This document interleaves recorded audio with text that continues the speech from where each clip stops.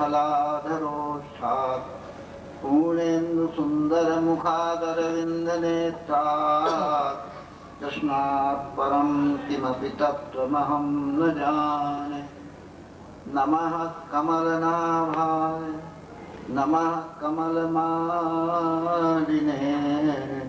नमः कमलपादाय नमस्ते कमलेक्षण। गुरुर्ब्रह्मा गुरुर्विष्णुर्गुरुर्देवो महेश्वरः गुरुः साक्षात् परब्रह्म तस्मै श्री गुरवे नमः। तस्मै श्री गुरवे नमः। पूर्ण परात्पर ब्रह्म सच्चिदानंद भगवान राधा माधव एवं प्रेम रस पासु महानुभाव, कुछ बातें समझने होती हैं और कुछ बातें करने को होती हैं। प्रयोजनम अनुद्देश्य मंदोपि न प्रवर्तते। कोई मूर्ख भी बिना प्रयोजन के कोई काम नहीं करता। आप लोग हम लोग सब संसार में आए हैं, जो काम कर रहे हैं उसका क्या प्रयोजन है? क्यों हम संसार में रह रहे हैं? हम कमा रहे हैं, खा रहे हैं, कोठी बना रहे हैं, मोटर खरीद रहे हैं, अच्छे अच्छे वस्त्र आभूषण पहन रहे हैं, क्या इसका प्रयोजन है? को इकट्ठा करके और उसका जो परिणाम निकाला जाए वो निकलता है कि हम नित्य जीवन चाहते हैं, हम पूर्ण ज्ञान चाहते हैं, हम परमानंद चाहते हैं। तीन चीजें चाहते हैं। पूर्ण ज्ञान चाहिए, हर एक चीज जानना चाहिए। कुछ चीजें लोगों से सीखते हैं, कुछ विद्यालय में सीखते हैं, कुछ चोरी चोरी सीखते हैं। सीखते अवश्य रहते हैं और इस तरह अपने ज्ञान का भंडार बढ़ता है।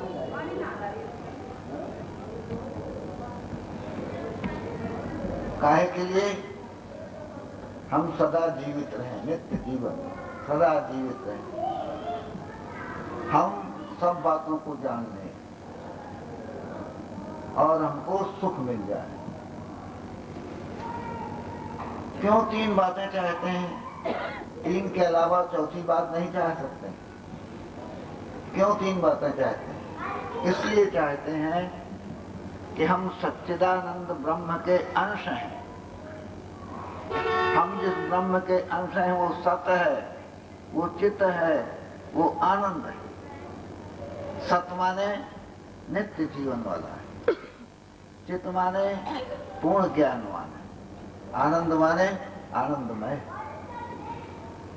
हम तीन के अतिरिक्त और चौथी बात चाह ही नहीं सकते हैं। जितनी चाहना है वो इन्हीं तीन वस्तुओं के अंतर्गत आ जाती है। इसलिए हमको विचार करना है कि नित्य जीवन कैसे प्राप्त होगा, पूर्ण ज्ञान कैसे प्राप्त होगा, परमानंद कैसे प्राप्त होगा।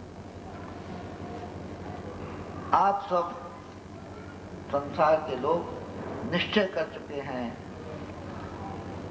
कि हमको नित्य जीवन नहीं मिल सकता।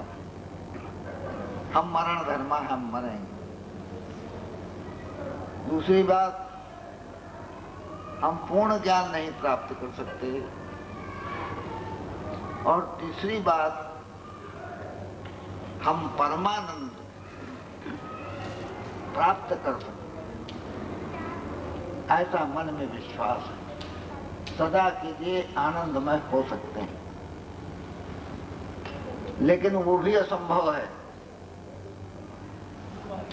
जिस मार्ग पर हम चल रहे हैं, संसार के मार्ग पर, धन पुत्र मित्र स्त्री प्रतिष्ठा आदि की खोज में उसके द्वारा न तो नित्य जीवन प्राप्त हो सकता है, न पूर्ण ज्ञान प्राप्त हो सकता है और न परमानंद प्राप्त हो सकता है। अस्तु संसार का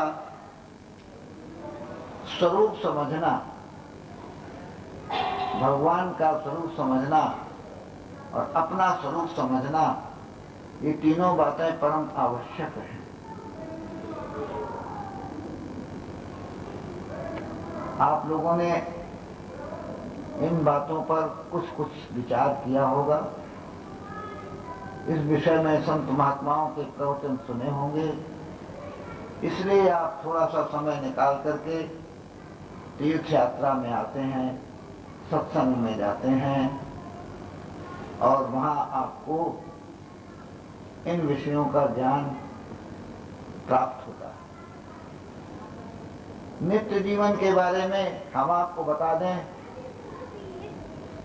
आपका स्वरूप क्या है। एक बाल का अग्रभाग,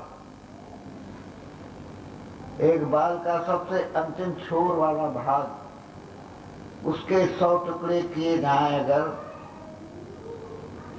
और उसमें से एक टुकड़ा लिया जाए और फिर उस एक टुकड़े के 100 टुकड़े किए जाएं, वो एक टुकड़ा जो जितना छोटा होगा वो आपका स्वरूप है। इतने छोटे आप हैं। जब आप हाथी बने तब उतने बड़े नहीं हो गए, शरीर आपको मिल गया है। जब आप चींटी बने तब इतने छोटे नहीं हो गए, शरीर आपको मिल गया। ऐसे जीवों से सारा संसार ठसाठस भरा हुआ है।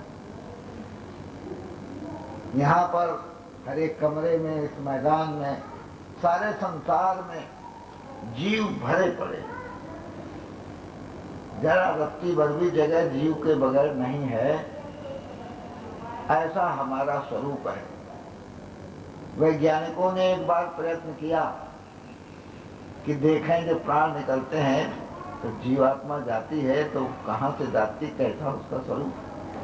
तो उन्होंने कांच का एक घौन बनाया और जो मरणासन्न व्यक्ति था उसको उसमें लिटाया, बंद कर दिया। थोड़ी देर बाद जब उसके प्राण निकले, शीशा जरा सा चटक गया और वो खत्म हो गया। माने शीशा के चटकने से तो थोड़ी रेखा बन गई, उसी से वो निकल गया। ये हमारा स्वरूप है। इसी स्वरूप को आनंदमय होना है। इसी स्वरूप को आनंदमय होना है। इसी स्वरूप को नित्य जीवनमय होना है। इसी स्वरूप को ज्ञानमय होना है। तो नित्य जीवनमय है ऐसा तो हम आपको बता दें, संत महात्माओं की वाणी है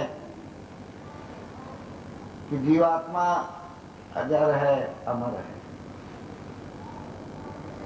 जो हमारा स्वरूप है, हम न कभी मरते हैं और न हम कभी पैदा होते हैं। हम तो हैं ही हैं। हमको जब शरीर मिलता है तो हम समझते हैं हम पैदा हो गए, और जो शरीर छीनता है तो हम समझते हैं हम मर गए। लेकिन हम जो तत्व है, जीवात्मा है, वो न पैदा होता है न मरता है। शरीर का मिलना हम समझते हैं पैदा हो गए, शरीर का मिट जाना हम समझते हैं मर गए। जिनको ये विश्वास हो जाता है कि जीवात्मा तो नित्य है, शाश्वत है, अजर है, अमर है, वो इसको विश्वास कर लेते हैं। और विश्वास करने से फिर उनके प्रयत्न दूसरे प्रकार के हो जाते हैं। वो जीवात्मा जो हमारा स्वरूप है, उसको आनंदमय होना है। आनंद उसको मिलना है, सदा के लिए आनंदमय हो जाना है, ऐसा संत जन कहते हैं। आपने भी सत्संग में यही समझा होगा, यही सुना होगा। तो उसको कैसे आनंदमय बनाया जाए?